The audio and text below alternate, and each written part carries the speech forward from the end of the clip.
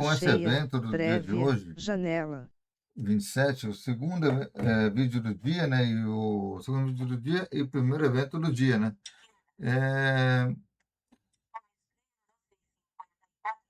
É, o Expedition 33, que vai ser o do painel do dia de hoje,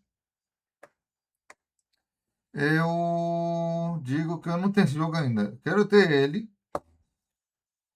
mas tá caro ainda. Mas lembrando, amanhã, nesse horário já deve ter saído já para vocês o GTA 6. Então, vamos com mais 40 minutos de Expedition 33 aqui no canal. Lembre, vamos, não visto nada do jogo até hoje, imagina. Play Sabe o que é button, isso? 2 Então, of bora lá. 3. Pause button. Hello? Oh, Video. hi, everybody. I'm doing okay. Thanks for asking. How has everybody's PAX been? That's what I like to hear. Welcome to the Art and Architecture of Clair Obscur Expedition 33. As a quick heads up right now, before you get too comfy, this is a spoilery panel. We will be discussing things that happen past Act 3. If you are not at that point in the game and you don't want to know, the door is there. I will not be offended. Bye. Eu não vou ouvir, não. Vou deixar que vocês ouviram vocês mesmos. Eu volto no final, galera. I Não tem don't, spoiler, não. it's not going to be me. I'm not going to ruin this incredible game for you guys.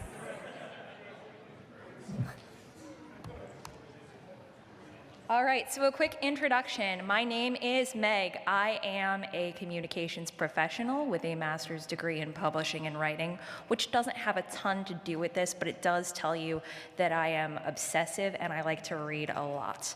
So that's the vibe you're going to be getting over the course of this panel. I am Ascalons on Instagram and Blue Sky, and I have been paneling since 2014, but this is my first time here at PAX paneling, so I'm really excited to be here. This bit.ly link and QR code will lead you to a document full of all of the artwork that I'm going to be showing you today, as well as some additional further reading. So if you really want to learn more about this era of history, you can go ahead, scan the QR code. This will also be up at the end, so don't feel like you need to rush. Let's start off by talking a little bit about the historical era that inspired the game. This is La Belle Époque. Translates to the beautiful era, which is a period of French history between wars where everything was chill for a little bit. The dates on this are kind of unclear. There's sort of a consensus in history. Nobody wakes up one day and says, you know, I think this is day one of a new era.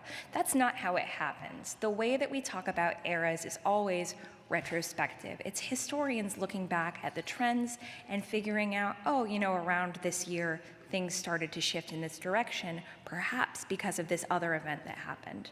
Generally speaking, the dates are agreed to be between 1871 and the turn of the century, 1900.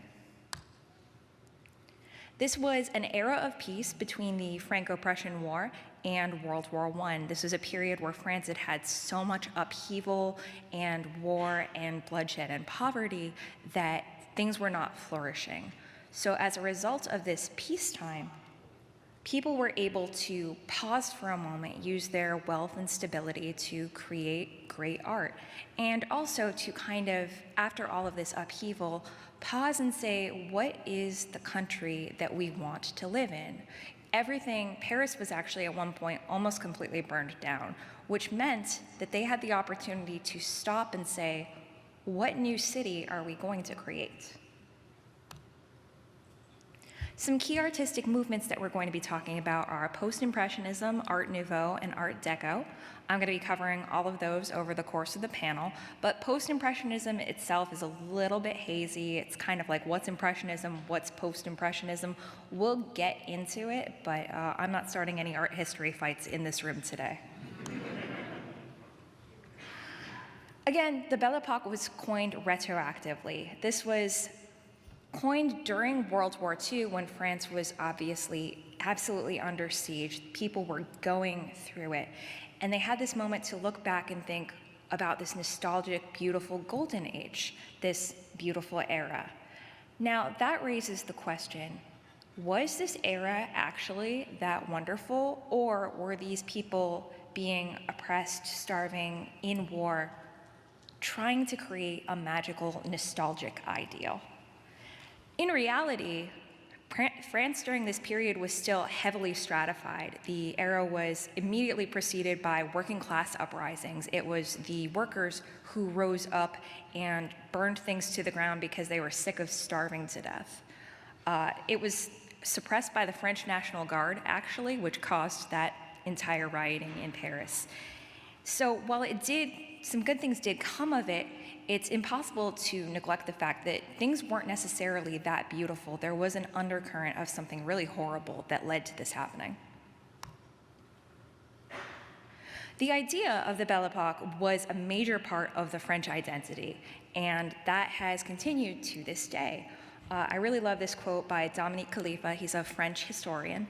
The Belle Epoque is our dream of a lost unity, a dream that can be brought up in moments of doubt or crisis. It has the beauty of death, the sweetness and poignant nostalgia of time escaping, of time fleeting, of time lost. This idea that there was this fleeting, beautiful moment that we can never capture again is so thematically core to what we're going to be talking about today. You can see a lot of the influence of this idea in the way that Lumière is portrayed. The warm lighting when you enter the city, the gentle acoustic music in the background, it gives it this nostalgic air. Like you, as a player, the first time you go there, you've never been here before, but you immediately feel like, oh yes, this is what being at home feels like. There's also this sense of comfort and hope juxtaposed with tragedy. We have these beautiful vistas, this wonderful landscape, the lovely music, but we all know something really horrible is about to happen, and there's nothing we can do about it. Additionally, the city is already falling apart, so you can see these crumbling buildings in the background like, oh, we're never going to get whatever this was back. And for all of the expeditioners, these buildings and artwork evoke a version of the city that they have never known and will never know. They all go into this knowing, even if things go great, I'm never going to come back here and see what the city could be. But for the painters, this Lumière presents an idealized version of the reality they're in right now. Even though there is that tragedy on the horizon, this is a version of their city that never knows the hardship that they currently know, the war they're currently fighting. I want to talk a little bit about how Impressionism gets into these ideas of catching a glimpse of a moment in reality that you can't quite capture. This is Young Woman Knitting by Marthe Marisot. I love this painting because if you look at it really close, which unfortunately you might not be able to, oh, that's a big screen, you can see it.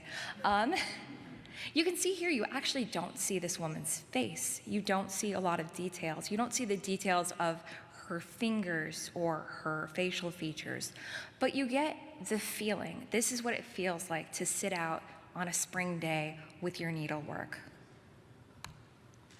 Similarly, this is a Renoir. We're going to be talking a lot about Renoir. This is Dance at Bougival, and again, I want to bring your attention to the work on the faces here.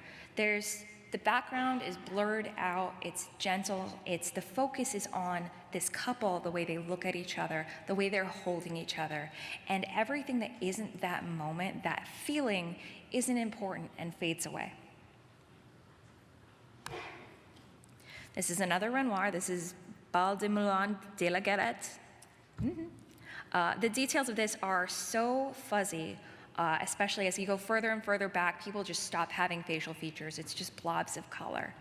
But it presents the idea of being in a bustling city, of being at an incredible party with all of these people all around you, all of this culture and beauty around you.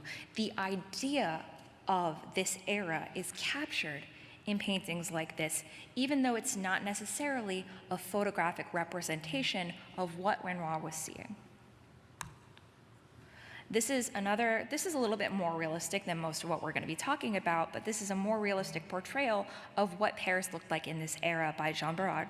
This is Les Boulevards de Saint-Denis, and it is a portrayal of what France looked like as it was beginning to flourish and be rebuilt. And you can see some of these absolutely beautiful facades on the buildings that we're going to be talking about a little bit, the idea of creating an environment that is beautiful around you. Oh. But like, I've been showing you guys a lot of paintings, and we're at the Gamer Con, right? Why are we talking so much about art and history? And it is because, as I said, the Belle Epoque is key to the French identity, and Clair Obscur Expedition 33 is the Frenchest game ever made. This image is less French than this video game. So my feeling is that this representation of France has to inform the artwork that comes out of it, even to this day. The same way every national identity and culture informs the artwork and culture that comes out of it. You can also see so much of the ideas represented visually and not just thematically. This key art of Lumiere reminded me so much of some of those paintings earlier. I love the way the light comes in here, creating this sense of hope and beauty, while the darkness around reminds you, oh, things are kind of bleak here. You can actually see all of the concept art for this game on the concept artist Nicolas Francois. You can see it on his art station, and it's all so high res, so beautiful. But what I also love about this is that when we're in this city, we only get a glimpse of it. The rest is suggested. It's in the background. You get the idea that it's there, but you don't need to see it to know. This is a painting that really reminded me of this. This is a Van Gogh, and Van Gogh is my personal favorite artist, so he's not French, but I'm cheating. But also, he actually worked heavily before this era, but it was in La Belle Epoque, after his death, that his artwork finally began to be appreciated. And primarily, it was the French who appreciated it. And the French artistic circles saw his work, went with that influence, and just kept going. And you can really see his influence on later Impressionists and Post-Impressionists.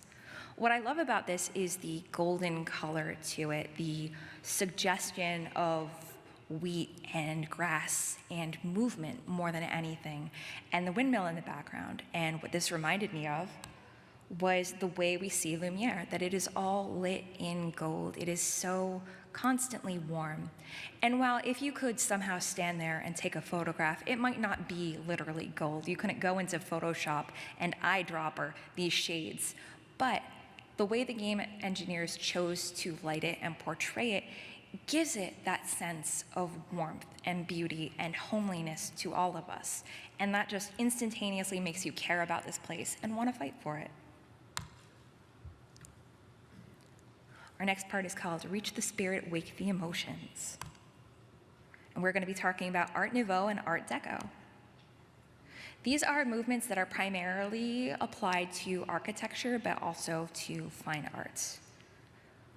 And the overarching philosophy of these movements was that everything around you should be beautiful. Like in this quote, "I believe that before everything, a painting must decorate.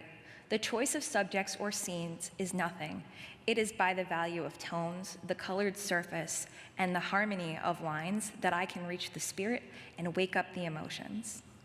And that's Maurice Denis, whose painting you saw earlier, the more realistic portrayal of France. The result of this movement is that even in the most mundane settings, even going shopping, taking a train, your settings are always beautiful. Everything around you is heightened in a way. And this was a way that they could rebuild their city in a way that fulfilled the artistic desire to do this. This is a really famous Art Nouveau piece called Absinthe Rebet. This is just an advertisement. This is just a poster, a flyer. This was not intended to be fine art, but we treat it that way today because it's beautiful. And it's wild to think about because no disrespect to graphic designers and marketers, of course, but I can't imagine seeing a Coca-Cola ad and being like, yeah, I want that poster on my wall, you know? Just the idea that everything around you was lovely. And again, not another French artist, but Alphonse Mucha, perhaps the most famous Art Nouveau artist. He did a lot of work for French advertisers, so I think it counts. But again, this is just an advertisement for a play. It's just portraying an actress, but every bit of it is beautiful and decorative, and the decoration and the beauty were the point. Whereas previous art movements were saying, if it's not saying something, if it doesn't mean something, or if it's not perfectly portraying something, then why is it here? These movements were about art being beautiful and pleasant to the senses, and the idea that your life is better because your surroundings are beautiful, which I agree with. You've probably seen some Art Nouveau works of fandom artists, actually. I love the trend of artists doing their own renditions. This is Hannah Alexander's Baldur's Gate work. I absolutely love it, just the idea that we have taken these art movements and applied it to our own culture right now. They're that long-lasting. This, again, when we were talking about things were just beautiful, this is the roof of a department store. This is not designed to be anything but a department store. That's all it is. But this stained glass window took over 30 years to install. It's iron and glass, and it's just incredible. And it's just, you're just buying shoes. Similarly, this is the Musée d'Orsay, which is now a famous museum in Paris, but it wasn't always a museum. In fact, it began its life as a train station. You can see the gateways here. That's where you would get off onto the platform for your train. The bones of the station are still present when you see the museum. And the fact that the building itself is art and has also been converted to contain art is, I think, really beautiful and meaningful. And it reminded me a lot of Monaco's station, the idea that they looked at this real-life station and went, oh yeah, what does that look like if we really mess it up? This post-apocalyptic vision of a real-life station is so wild when you look at them side by side. The big arching windows and bays, the idea that you can imagine what commerce was here maybe a long time ago, or maybe it wasn't, but the suggestion is there and the influence is so obvious. This is, again, another building that's just an interesting building. This is a hotel in Nice, which is on the southeast of France, and you can see all these decorative flourishes throughout that they're not functional. It's just there to look nice. There's wrought iron balconies with swirls and curlicues. There's neoclassical pillars. There's these spires and ornate windows that just add to looking at it and not necessarily living inside of it, which compared to a lot of the later brutalist and modernist architecture styles is really lovely to look at. And it obviously reminded me of the manor.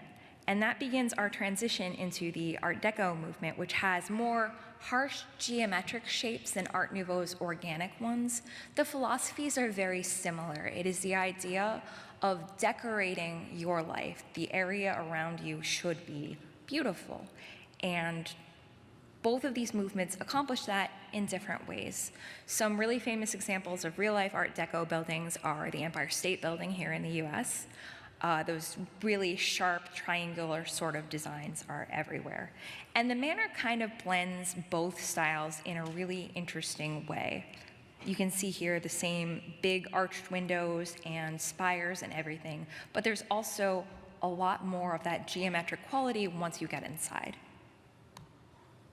This is the interior of L'Hôtel de Paris, which is a mansion that was converted into a hotel. And you can see all these little decorative flourishes up on the ceiling that don't need to be there, they're just there for decoration. But it also lends this ornate mystery to the setting, which I think is very apparent when you first arrive in the manor. You see all of these paintings and hallways that don't really go anywhere, and you just have to wonder, who lives here? What's going on here? Why am I here? But additionally, if you look closely at images like this, you can see the Art Deco sort of motifs throughout the floors, the ceilings, the doors even. Every bit of this manor is designed very intentionally to evoke grandeur and almost decadence. Like, there's so much wealth and power here, but it's all decaying. There's something wrong. This is a really beautiful space. This is a theater in Paris that has these incredible murals and frescoes on the ceiling. Every single bit of it, we'll see some paintings later that were painted inside here. Just your seats are decorated, the floor is decorated. Yes, you're seeing a show, but the space around you is also itself art, which we can of course see in the ruined theater in Lumiere when you return to it. The absolutely just jaw-dropping, started crying, mural up on the ceiling. The seats are decorated, every single bit of it is beautiful and ornate. But again, the fact that it's in ruin, that there's all of this beauty to it that you can never recapture. You will never see this place the way it's meant to be seen. So I want to talk a little bit about how these ideas, this idea of transience and beauty that you can't hold on to, translates into the game's story itself. But first, we got to talk more about art.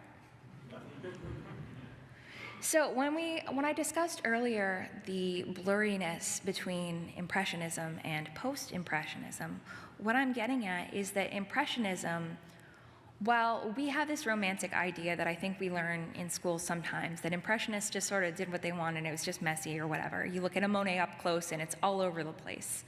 Impressionism actually had a very strong background in science and observation. The point was not just vibes. It was, how do I portray what this really looks like? How do I use color theory and shapes in a scientific, exact way to show you what I'm seeing? And post-impressionists kind of captured the gestural brushstrokes, the use of color, a lot of the movement philosophy of the Impressionist movement, but said, I think science is for nerds. So they just wanted to capture the feeling of being there and not necessarily an exact science. It was less about showing you what I see and more about telling you how I feel. And I think the key painter in all of this is Renoir. Oh, I'm sorry, I just like looking at him. It's not that Renoir, it's this one. I got you. So Renoir, the real guy, Pierre-Auguste Renoir, is known for his intimate portraiture.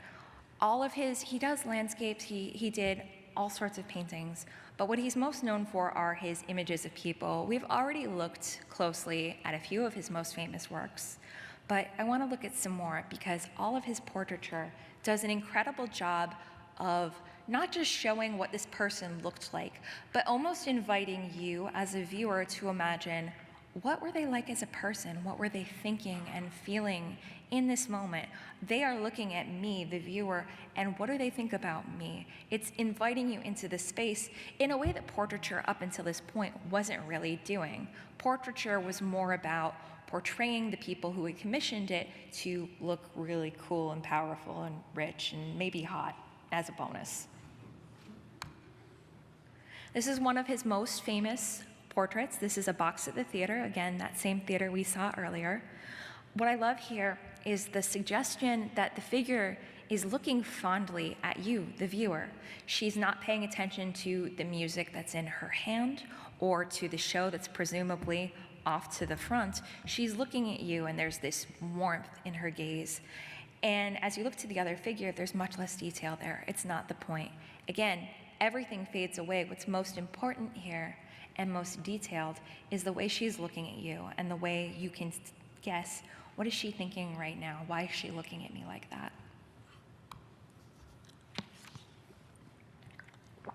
Oh, side note, this is actually in a museum here in Massachusetts.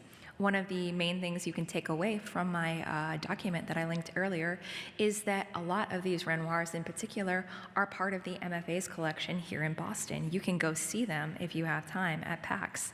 I'm from here and I want you to see my beautiful city. So there's that. This is the Daydream, again, one of his most famous portraits. There's this warmth and interest to her gaze, like she's visually leaning in, but you can also see the light in her eyes and the way the color works around her and makes her almost glow. This is actress Jean Samurai, who is a figure that Renoir painted a lot, but she was not his favorite person to paint. We're going to find out who is. Perhaps his most famous painting is Luncheon of the Boating Party. This is quite obviously a lunch at a boat party, right?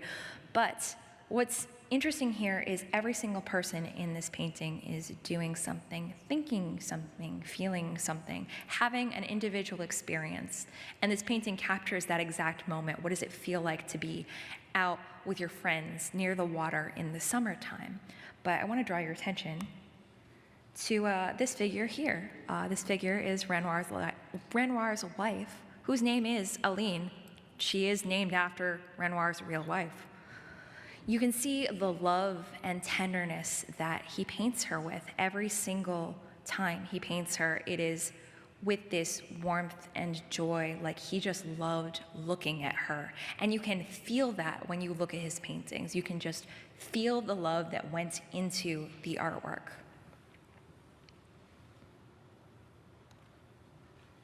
This should look a little bit familiar. It's very, very similar to our dance earlier. The dance we saw earlier is called City Dance, whereas this is Country Dance. And the key difference here is that the woman in City Dance is just a random lady. I don't know, it doesn't matter. This, however, is Aline. This is his wife. And the focus here is on the tenderness between them. We can guess that this is something of a self-portrait, and just the focus here is on the kiss on her temple, the way they're holding each other, the way she's smiling and looking at you, the viewer, almost inviting you into this moment of intimacy and love between them. Everything else around this couple fades out, it's blurred out. It doesn't matter. What matters here is this moment between them, the way it feels to be dancing with your beloved on a beautiful day outside in your garden.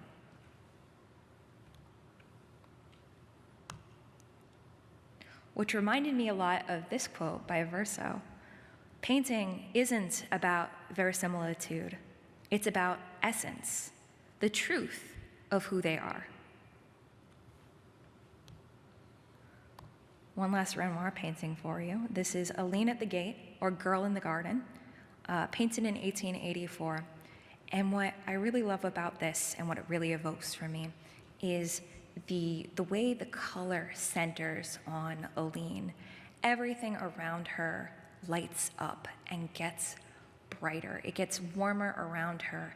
And these colors are so much more vibrant than they would be in real life, or generally that they are in Renoir's other floral works. It's as if by being around his wife, the colors themselves get brighter. She brightens his world so much that you can see it in his painting. This is the truth of who Aline was to Renoir in real life, and that's what he's showing us. So what does that tell us about Renoir in the video game?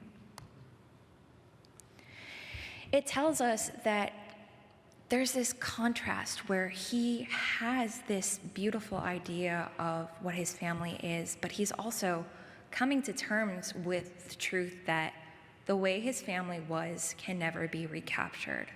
There's a contrast between Renoir, the painter, and Renoir, the villain question mark, where Renoir, the painter, was showing us beauty and life and showing that through his paintings. But in a way, they're both trying to get to what they believe the truth is. My feeling is Renoir in the game is trying to get back to obviously reality, but what he feels is the true way his family belongs.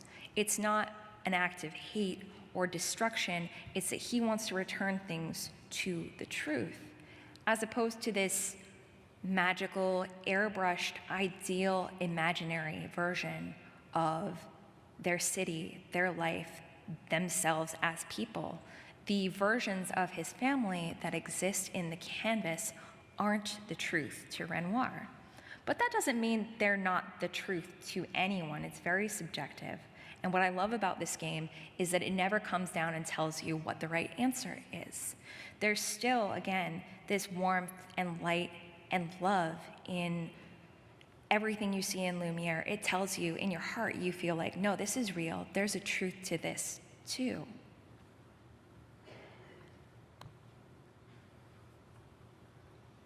And it raises the question, what are the expeditioners fighting for? Is the truth in the external world only, or does it also exist within the canvas? Both Maël and Renoir absolutely love their families. They have this idea of what they want for them and the truth of what is, and there's that juxtaposition between them. And it raises the question, is it good for us to dwell on an imaginary, beautiful version of our lives, or is it good for us to accept what is? Is there a middle ground where we can aspire to a better, brighter version of our future, or is it just one or the other? I think the game pulls so much from the Impressionist movements and philosophy in order to heighten that narrative idea. It is so much richer knowing the artistic backgrounds, the way that the painters of history thought and portrayed their world, the way they showed light and warmth and texture and just the truth of what it felt like to be in that city, in that moment in time. I think the game also accomplishes this by suggesting the lives of the people in Lumiere and also all of the expeditioners who came before them. When we see those journals out in the wild, we don't get a lot. We get a tiny little glimpse. But that little glimpse provides a suggestion. We can imagine the rest. And once we start doing that, they feel real. We feel like, oh, I kind of feel like I know this person. I feel for them. I'm sad for them. I wish I could know more about them. And those little tiny indications of a truth that is out there are really interesting and beautiful, and I don't think would be as fleshed out without the artistic core of this game being in place. And this is a kind of short panel because my voice is shot, so that is all I have for you today. But I do have plenty of time for questions because I talked a little too fast.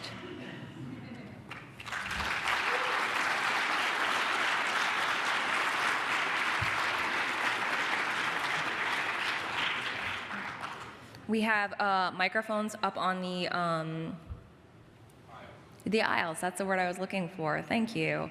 And I would prefer if you could use those if you have like questions, comments, just want to ask about the game, ask about art.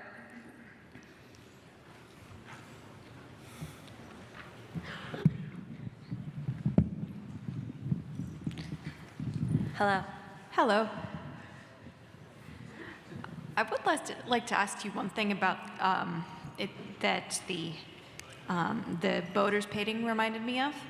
Have you ever seen the film Amélie? I have not.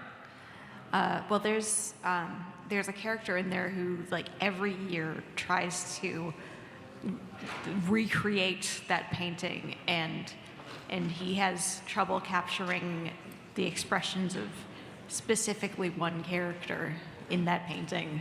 It's not Aline, it's somebody else. But I'd recommend that. Oh, definitely, definitely. Yeah.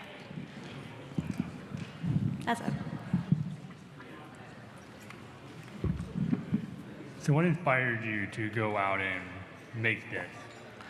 Honestly, for me, what inspired me to go out and make the panel is that I'm an art history nerd. My first job was actually at the Clark, which is the Massachusetts museum I mentioned earlier that has that beautiful Renoir, where I almost kicked a Van Gogh. That's a different story. But being an art history nerd and loving this game so much, I kept noticing things and thinking about them. And just like being into doing panels, I thought, can I talk about this? Is there more I can say about this? And it turned out the answer was yes. Thank you very much. First of all, thank you for the panel. Thank you. Lovely. So when I think Art Deco, I tend to think lines like Tempera de Lampica. Yeah, I know it's there, thank you. Tempera de Lampica and that very harsh shadow and light interplay. Yes. Where did you see the influence of Deco in this game? Because I see mostly Nouveau. I think it's most strong, again, in the interior of the manor, the way you can see the kind of like angular shapes up in the ceilings. It's definitely lighter, I think, than the Nouveau inspiration, but I think it's present especially in that area. And I think actually the fact that it's so focused in on the manor area might be deliberate. It's almost this idea like this place is out of time from the rest of the game. There's something, this is almost later than the rest of the game, and it's just transposed here. It makes it feel out of place in a really interesting and I think deliberate way. Hello.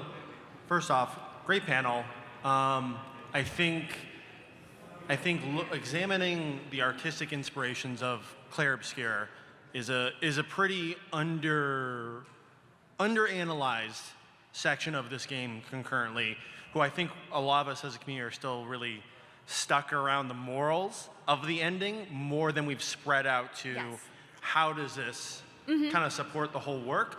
But I think what's very interesting about your awareness of Bourriard and Renoir is that it seems like artistic intent has been buried narratively with the characters, whether it's Renoir / painted verso and Maëlle, Aline, kind of representing these two ideas of how do you approach the art. And clearly you've thought so much about this, and I'm wondering, have you seen any other aspects of the game that you feel particular artists and the styles have buried themselves narratively, like other characters that maybe are embodying such themes? That's a really interesting question and a lot of different layers to it. I definitely agree that I think like a lot of the discussion is so stuck on which ending did you pick? What girl did you kiss? And it's like, listen, I came from Final Fantasy VII. I've been doing this way too long. So, it's Tifa, by the way. No, but I said no art history fights. Clearly the narrative is our history fighting, though. True. I have to think more on it because I think one of the tragedies of the game is we get so little time with a lot of the characters that a lot of them are just like unexplored. I would love to know more about Lune and her background and like her relationship with her parents, because there's this scientific edge to it, the way she's approaching things like a researcher rather than the rest. The expeditioners are all smart, obviously, but Lune is so analytical in a way that comes from like her laboratory background almost. And I feel like that's an element that's really unexplored. And similarly, like I think tarot is cool aesthetically, but I don't really know a lot about it. I would love to dig into like what was that like in this period of time, and how did that maybe influence CL's arc? How does that tie in together? Because obviously some of the most beautiful Art Nouveau artwork is from tarot decks. I would love to see how that ties in together. Yeah, that's a very good point. I've never seen anyone mention that kind of aspect of CL, even though it's such a core identity, but she gets so overlooked by some of these other more instant attention-grabbing characters. But as you've laid out in your presentation, it's clear like everything about this game artistically is deeply intentional. Yes, yes, definitely. Thank you again.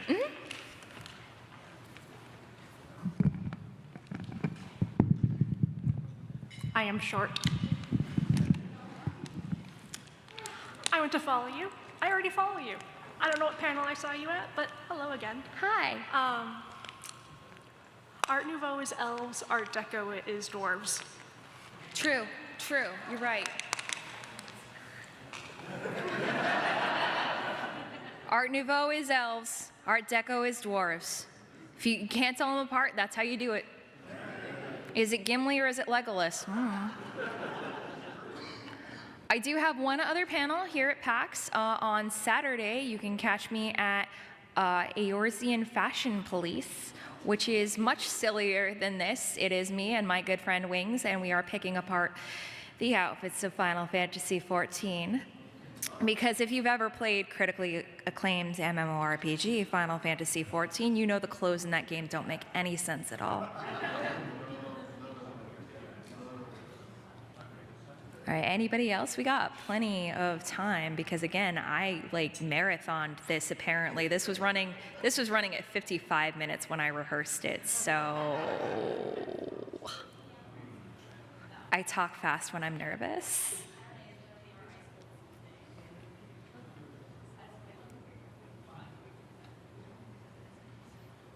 Okay, if you would like, I do have badge ribbons.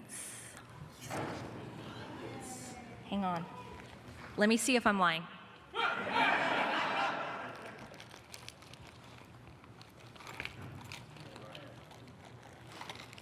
I'm not lying.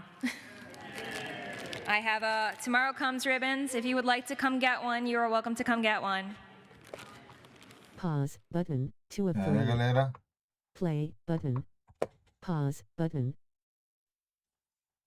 Play button. Video up next. LDAK Goku Viagem Pesado. Close button.